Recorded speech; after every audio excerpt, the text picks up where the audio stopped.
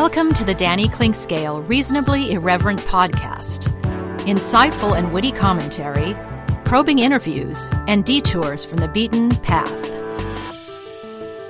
Welcome to Kansas City Profiles, presented by Easton Roofing. Jeff Montgomery truly is an American success story. A small-town guy from Ohio who never was highly recruited, highly drafted, or possessed a super strong throwing arm, although it was durable to say the least.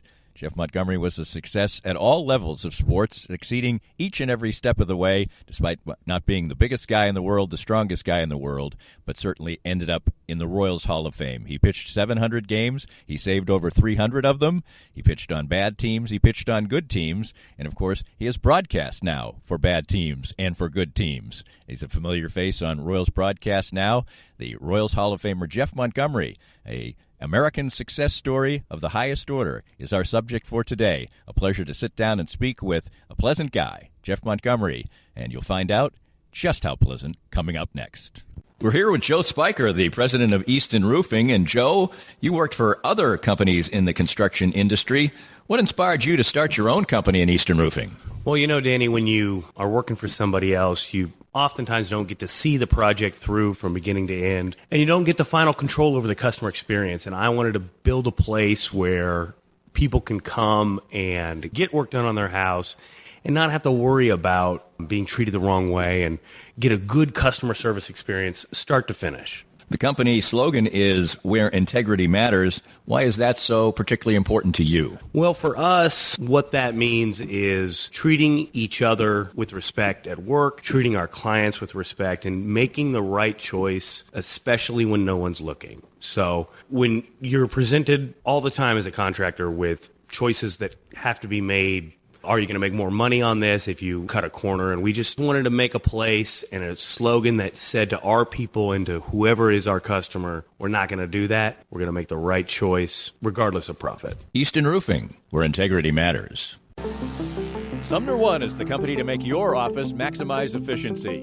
Their family of companies make up one of the largest independent dealers of office technology in the Midwest.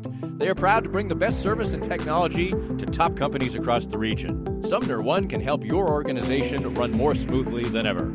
Sumner One printers, copiers, MFPs, managed print services, document management, infrastructure design, IT services, disaster recovery, and business continuity. Welcome to the one place where everything works. For more information, call Carl Little at 913-752-2256.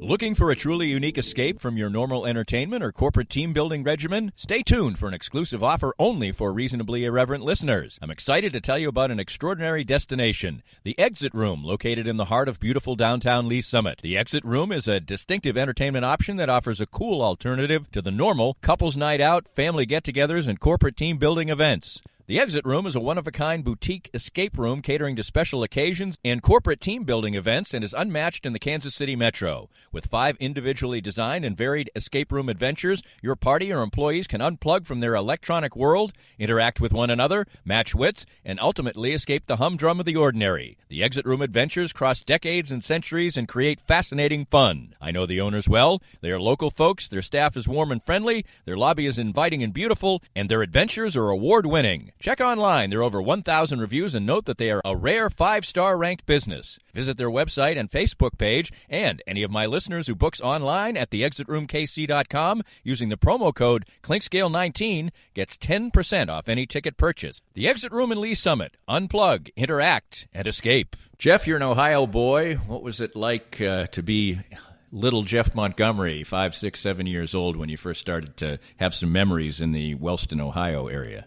Well, I grew up in a very small town, kind of in the middle of nowhere. People say, what's it close to? And I say, really, it's not close to anything. It's about 100 miles from Cincinnati, about 75 miles south of Columbus, so kind of in the hill country of southern Ohio. And a big sports town. I mean, everybody seemed to play everything. We played baseball, football, basketball, and I even actually tried to run track a little bit because I always did a lot of running. But baseball was always my love. Really enjoyed growing up and playing sandlot baseball. A lot of kids nowadays will play their 60 or 70 games in the summertime, and parents will say, gosh, that's a lot of baseball. Don't you get burned out on baseball, with that much baseball? And I said, well, I used to play probably 60 or 70 games a month because it was every day, some in the morning, some in the afternoon, some in the evening. So it was a lot of fun. I really enjoyed it. And it was ironic that my professional career started with the Cincinnati Reds, and I grew up a huge Cincinnati Reds fan.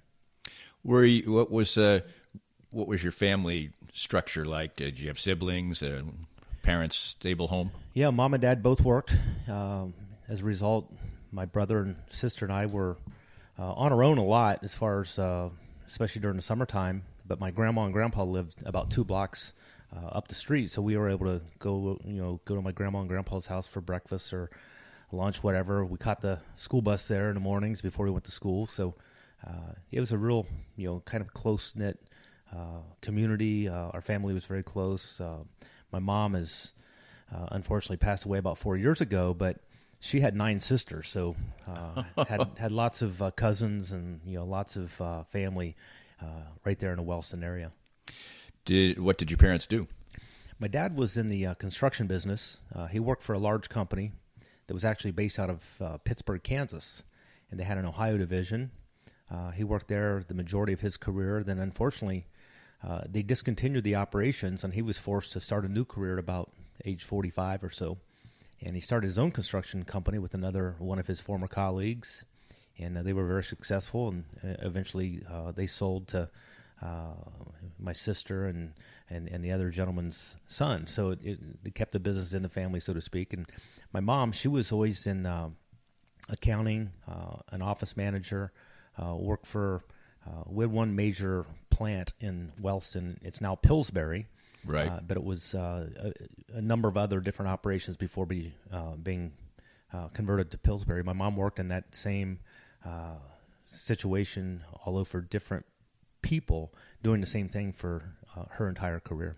So she didn't become the office manager for your dad's business? No, she always did her own thing. And in fact, when my dad lost his job, we nearly moved to Pittsburgh, Kansas. But my mom had such a good position with her company, it really didn't make a lot of sense for her to give up her career right. In order for my dad to move. And I think, unfortunately, the same situation occurred in the Pittsburgh, Kansas operation.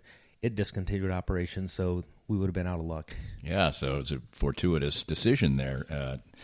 Is your sister your only sibling? No, I have a brother as well. Okay. My brother lives in North Carolina. My sister lives in Florida. My dad now lives in Florida. So my wife Tina and I, we get a chance to spend the majority of the winter down in Florida. So it's good to get a chance to see my dad. When did you start? You said you played all sports, and all of us did in that type of situation. But you said it was a small area, but it wasn't hard to find games? Oh gosh, no. We usually had enough kids or players to field 2 or 3 different teams. And, really? And we would usually play short games, and the winner would keep playing. The loser would have to sit out. And it didn't matter if it was baseball or if it was basketball.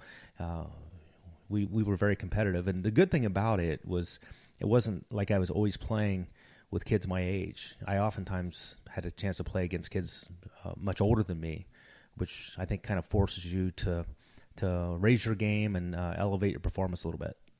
When did you start to see that you were a good player and that maybe this was the sport for you? Probably when I was about 6 or 7 years old. Really? I played on we called it peewee baseball. And the first time you would hit off the pitcher, and then you would hit off the tee after that. So I was a pitcher at a very young age, and for some reason I was gifted with an arm that I could throw the baseball with more velocity than any of the other kids, even the kids that were 3 or 4 years older than me, and that just continued during my entire amateur career. I just was able to I had the gift of being able to have a nice live arm, and I had good mechanics. My dad really helped me a lot with regards to my pitching mechanics when I was a kid. Did he play ball? He did. He didn't play professionally, but he was a very good athlete his entire life, and he coached me as well in Little League. So he was able to kind of protect me a little bit, and he actually coached me after Little League all the way through American Legion Baseball. So my entire youth, my dad was around and had a real key part in my development. But I think as early as probably 8 or 9, I think my dad felt like there was something special there, and he was very protective. So there were never any challenges in that relationship. It sounds like it was some people, you can get the Todd Marinovich type of thing where, it's overbearing or whatever. That doesn't sound like that for you. It wasn't. I loved playing so much that I would have played for anybody. It was a great opportunity for my dad and I to have a really special bond, and driving to the games and during the games and after the games, we just spent a lot of time together, and we're still close today. What was your relationship like with your mom? Very good, and occasionally my dad would have to travel, but when he traveled, my mom was out in the front yard playing catch with me. I loved to throw a baseball, and sometimes she would even be my catcher. So my mom is very athletic. She was an outstanding golfer. She won her club championship, I'm going to guess, 15 years in a row. Wow. She was a really good golfer. So I got a lot of my athleticism both from my mom and my dad, and they were both, highly competitive, and they were always there for me. And I can't remember many, if any, games I'd ever played during my amateur career that my mom and or my dad were not in the stand. So they were always very, very supportive. That's really great because, I can remember.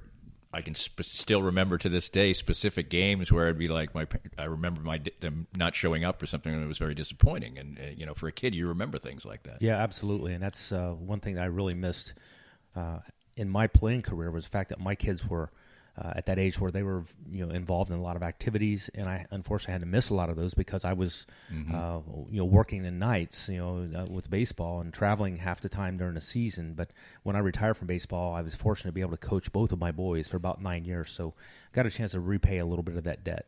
Oh, that's great. So as you grew a little older, what is the path for you starting to see this as eventually an avenue to college? Well, that was my goal, and I remember my mom and dad both, they kind of challenged me that if I ever wanted a scholarship, grades were going to be a real key ingredient in obtaining that scholarship. So I worked really hard. I was able to graduate. I was a top male graduate in my high school class. My class was only about 150 people in the class, but I still kind of took that as a challenge to excel academically, and it really paid off because when it was time to go to school, it made the decision easy for the coaches to look at me because of my academic success. Excuse me. Because of my academic success. So, but that was always a goal. Was just I wasn't thinking about playing professionally. My goal was to get a scholarship, and fortunately, I was able to do that. It wasn't the school that I had hoped to go to. In fact, it was the fourth school on my list. Right. I wanted to go to Ohio State. They said no. Ohio University was on my list, as was Miami of Ohio. And all three of them essentially said, either you can't play at this level or we don't have any money. Right. And then my fourth school was Marshall University, and they gave me a nice tuition, board, and book scholarship. So I got almost a full ride to play baseball. Oh, that's somewhat unusual. A lot of times they'll split things like that. Coming out of high school, was there any professional opportunity? I think I could have signed. I was not drafted, but I think I could have signed as a non-drafted free agent and just started my career. But I had that really nice scholarship opportunity, so I didn't want to forego that, and it really worked out well. We're talking with Jeff Montgomery, Royals Hall of Famer, and continuing on there. What was when you got to Marshall? Was it a big step? Was it a difficult transition, or is it pretty seamless? It was very seamless. It seems to me, just thinking back over all of my years, I don't know if I was ever the best player on any team that I ever played on, but I was always able to maybe meet the challenge of playing at the next step up. The higher level I would go, I would get a little bit better each level. And that was the same coming from high school into college. When I went to college, I was fortunate.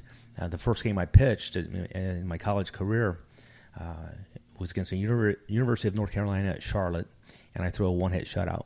So, I was able to really step into the college level and do quite well, and that was really kind of what got me opportunities to pitch a lot in college was early success. So it worked out well going to Marshall because I don't know if I would have had that opportunity if I would have gone to Ohio State, for example, to pitch as a freshman. Take us through your college